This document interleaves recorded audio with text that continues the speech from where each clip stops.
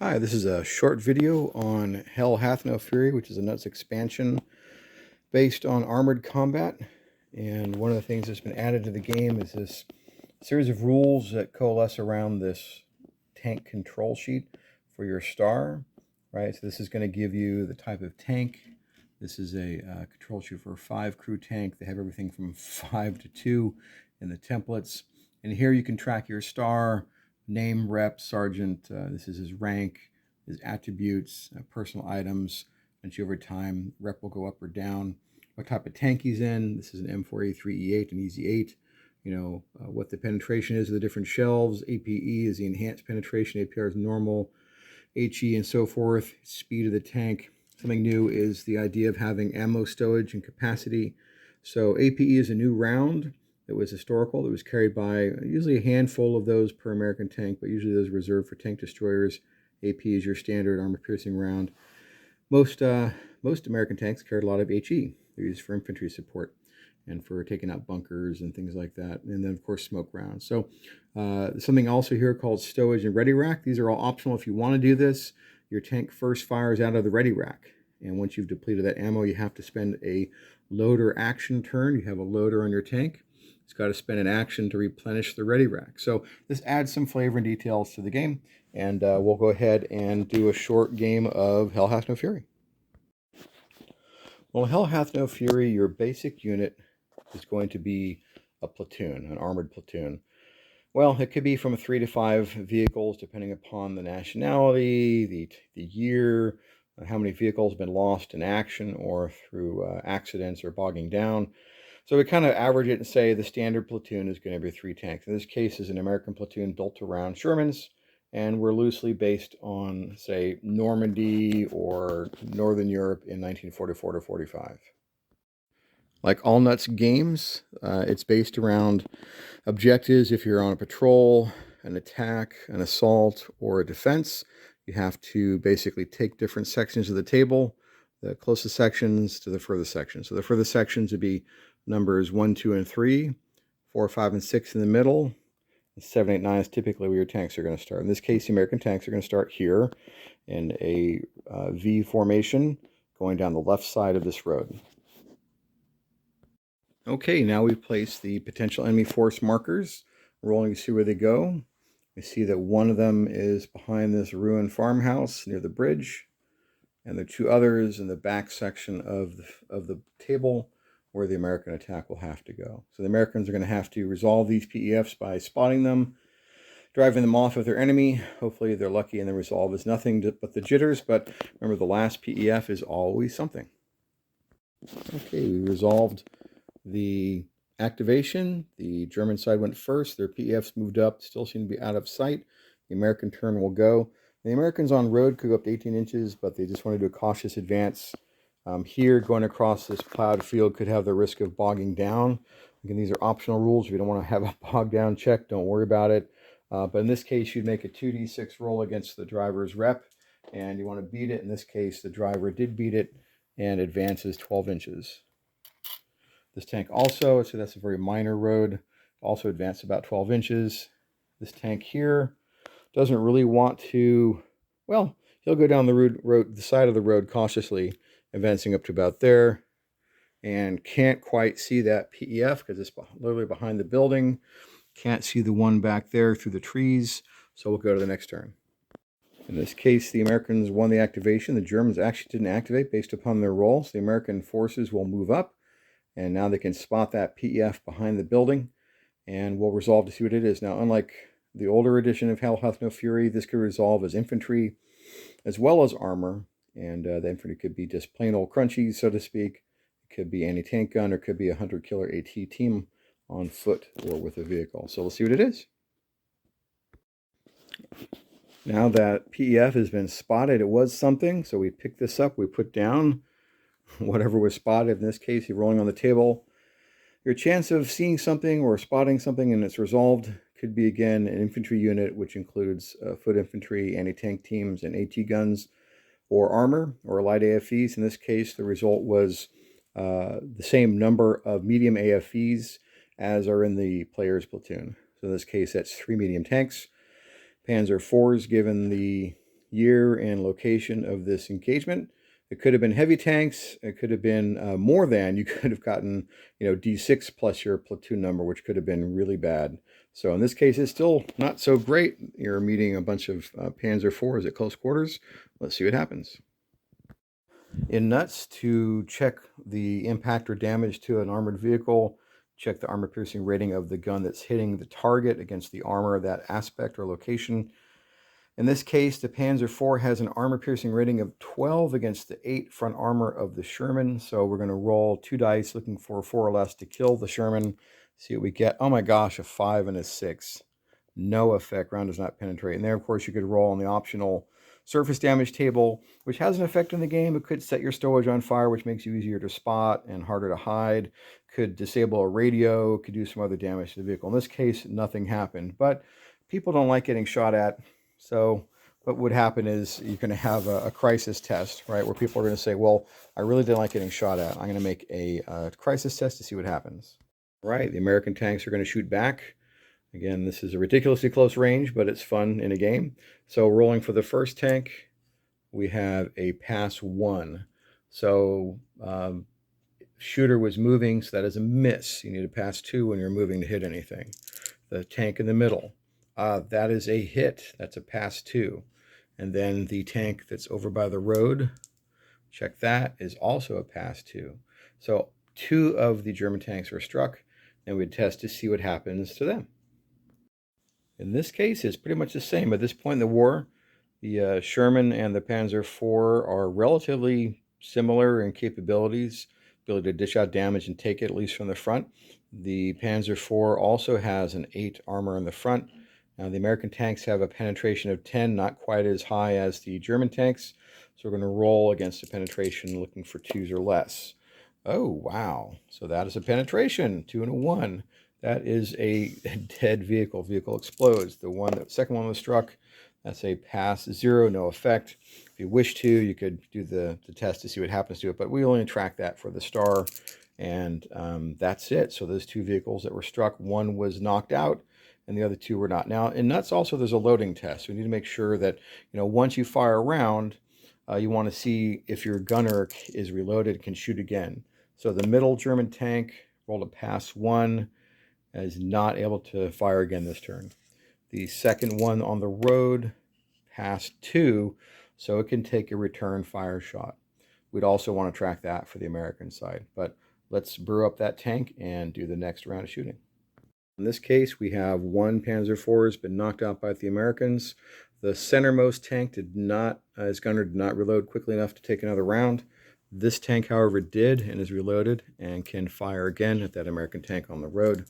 Rolling 2d6 on the shooting table, passes 1. Because it was not moving, it is a hit. So we're going to do that same test of checking the penetration against the front armor of that tank. We roll penetrate 2, so pass 2. So that American tank on the road is also brewed up. The Americans now have to see if they can return fire. Yes, that gunner has reloaded. The second gunner also reloaded, so they both get to return fire. So these tanks will return fire, shooting at the closest Panzer IVs. That is a pass 2. That is a miss. And the second tank firing gets a pass 1 because it was moving. It's also a miss. Now everybody's taken their shots, so that's going to end the turn. From an active shooting standpoint, there's going to be a crisis test to see which side sticks in the fight, or if they're going to try and drive back into cover. So both sides have taken casualties. You're going to roll on the vehicle reaction test against the reps that are basically 4s. Looking to see what happens first. That first German tank, friend brewed up, passed 1, is going to duck back. The second German tank also passes 1, wants to duck back. The American tanks pass 2, carry on, and pass 1, duck back. So we have both German tanks duck back. 1 American tank ducks back. The other carries on. We'll go to the next turn. All right, on to the next turn here. So we have 2 German tanks duck back. 1 German tank is on fire. The American side, 1 American tank is on fire. Another tank ducked back, but this tank did not duck back, and he did make his reload roll. So doing initiative or activation, the American player, let's check that roll. American player wins and goes first. So he's going to come around the corner here. Now, because that both those Germans are in duck back, right? They don't get to test on insight. They automatically lose the insight test, which is a bad thing for them. So the American tank can open fire, and he is moving, so he does have to roll well. Okay, he passed 2, so that's a hit. In the flank of that German tank, I can just about guarantee that tank's going to be gone. It's got a side rating armor of 4 against an armor piercing rating of 10 for the American Sherman. So that's going to just about automatically punch, rolling it. Yep, pass 2. So that tank would also be brewed up, right? So that tank is also gone. Now that tank back there was not engaged. It has not had a chance to do anything. It's still in duck back. We'll see if this American tank reloads. Rolling 2 dice. It passed 1. It is not reloaded yet.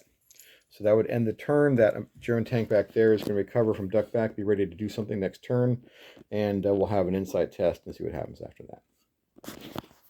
Turn 3 of this close quarter tank fight.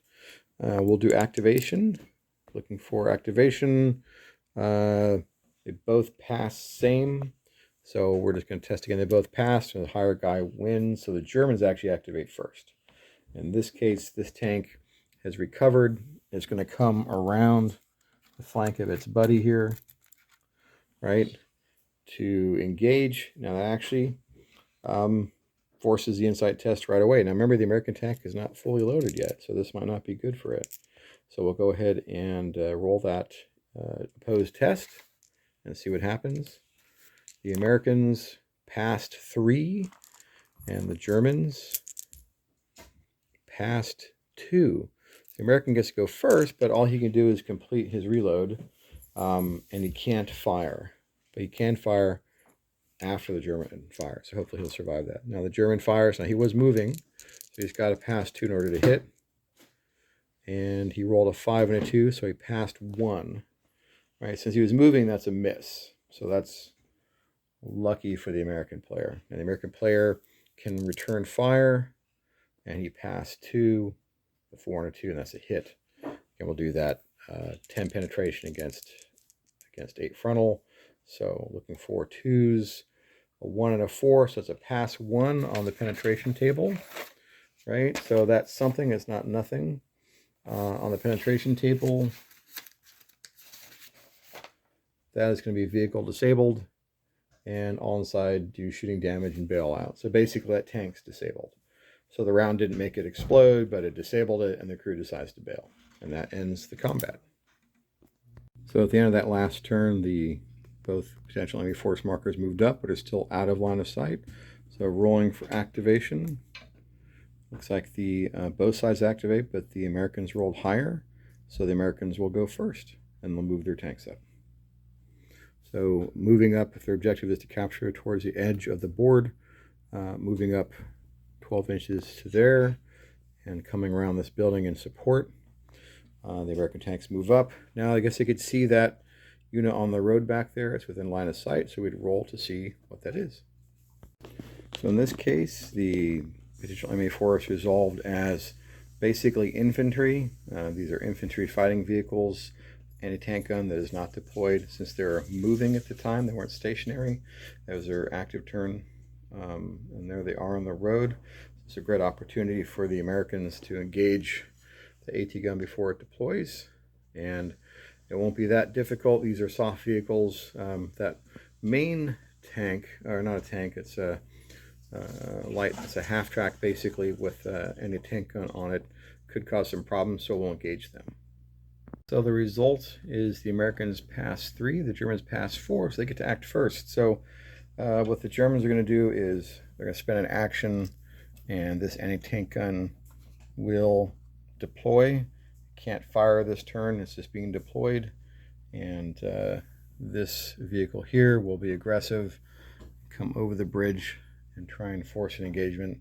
Hopefully it can go fast enough to get to the flank with its light anti-tank gun, and this half track, which would have infantry in it, is going to bail out over by the bridge, and the infantry will jump out. The infantry units have been deployed, so the gun is deploying on the road, TAC 40, And over here, now we're not putting out an entire squad because the point in Hell Have No Fury is what kind of threat levels is infantry. So this is rolled up as being basic infantry with light personal anti-tank weapons. So you can see there's a figure with a Panzerfaust. So if the American tanks get within, say, 8 to 12 inches, it becomes a threat. Otherwise, it can be engaged from further out if it's spotted. Other infantry, if it had no Panzerfaust, for example, it'd have to be could only damage a tank by doing a close assault, making all those bravery tests to get in there, or nothing would happen to the tank. Well, since the Germans won the insight test and this light reconnaissance half-track with a 37mm gun on it decided to be aggressive and charge up there and try and get a flank shot on the Sherman, it does get to go first, but it is moving, so it has to pass 2 on each one, and it did not. So it missed completely on one, passed 1 on another one, but that passed 1 because it's moving as a fail, so it did nothing. Now the American tank can shoot back this main gun. Remember, it is, we'll see if it reloaded from last turn. We forgot to test that. It is not reloaded, so it spends its first action reloading, but this other tank here can engage, so it's going to take a crack right at this light half track, and it passes 1. Since it was not the moving party, it does hit, and just about guarantee the armor penetration against that thing is going to be pretty high. So we'll roll 2 dice, and looks like we passed 1. Okay, so it didn't make it blow up, but it did disable it, and the crew is going to bail out. So that ends the glorious charge of the light half track. So on the American active turn, they're going to move up to engage those infantry units. I think one of these is just going to move up to the edge here and engage the anti-tank gun on the road. The other tank will go up onto the bridge and engage the infantry, which will force an insight test, and we'll see what happens with that. So as it gets onto the bridge, there'll be insight test that infantry and insight test against that other AT gun. So we'll do those right now. First insight we'll resolve is the Sherman tank against the infantry armed with Panzerfaust, and the German player won that insight test, so they act first and they fire Panzerfaust at the Sherman, try and get a flank shot on it, and they passed 2. So that's a hit on the flank, so it's a 6 penetration. This can be a Panzerfaust 66 penetration against 3 on the side. Let's see what happens. And pass 1 means the tank is disabled and the crew bails out. That Sherman's been disabled by the infantry. Over here, this Sherman won the insight test against that Pack 40 on the road over there. He gets to go first. He can engage with machine guns and anti-tank gun fire. And so it'll engage with 2 machine guns and the main gun, bunch of hits. That's going to cause a lot of casualties. So essentially, this AT gun is hit by the main gun and by machine gun fire. So this is going to be put out of action. So this is out of action.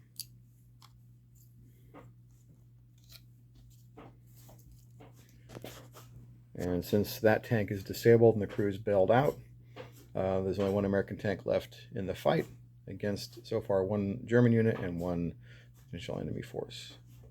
Now this is going to force a crisis test on this American unit. What is he going to do? He's going to stay in the fight or leave. He's now the last mobile tank in this unit. He passed 1, so he does not like it. This tank is going to retreat, and that's going to end the scenario. The American push up the road to capture the back section of the board was thwarted by the Germans, and that'll be the end of this mission. So thanks again for watching this short video about the nuts Hell Hath No Fury tank combat and campaign system. Hope it gives you a flavor of the game, and get in there, get the game, start playing, and let's see your battle reports too. Thanks a lot.